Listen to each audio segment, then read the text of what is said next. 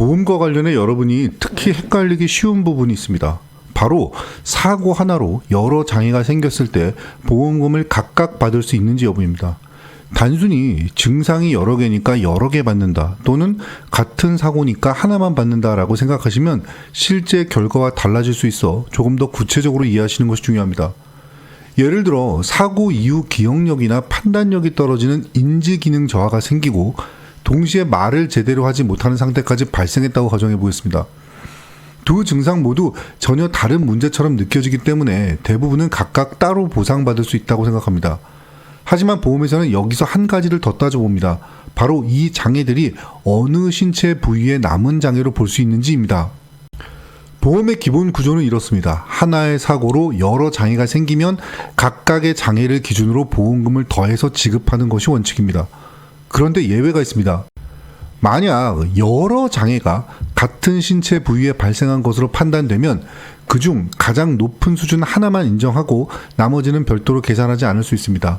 즉 합산이 아니라 단일 최고 기준으로 바뀌는 것입니다.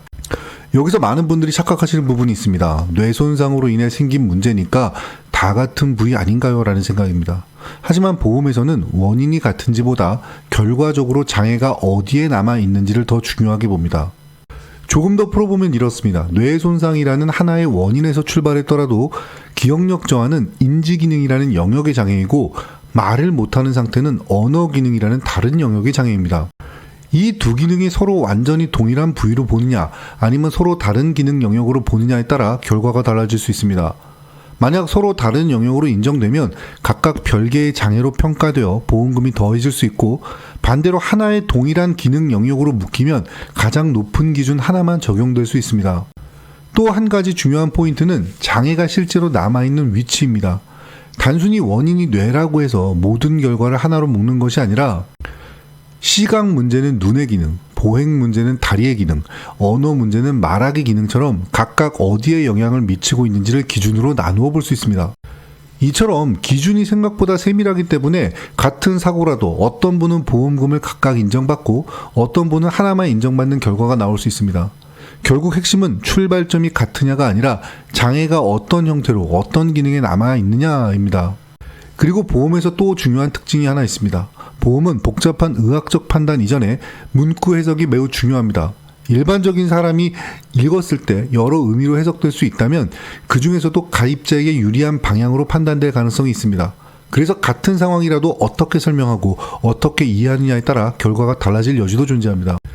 정리해드리면 사고 하나가 났는데 장애가 여러 개 발생한 경우에는 서로 다른 기능이나 부위에 남은 장애라면 각각 인정될 가능성이 있고, 동일한 부위 또는 동일한 기능으로 묶이면 가장 높은 하나만 인정될 수 있습니다. 따라서 실제로 보험금을 청구하실 때는 증상이 몇 개인지보다 그 증상이 각각 어떤 기능에 어떤 형태로 남았는지를 기준으로 판단하는 것이 훨씬 중요합니다.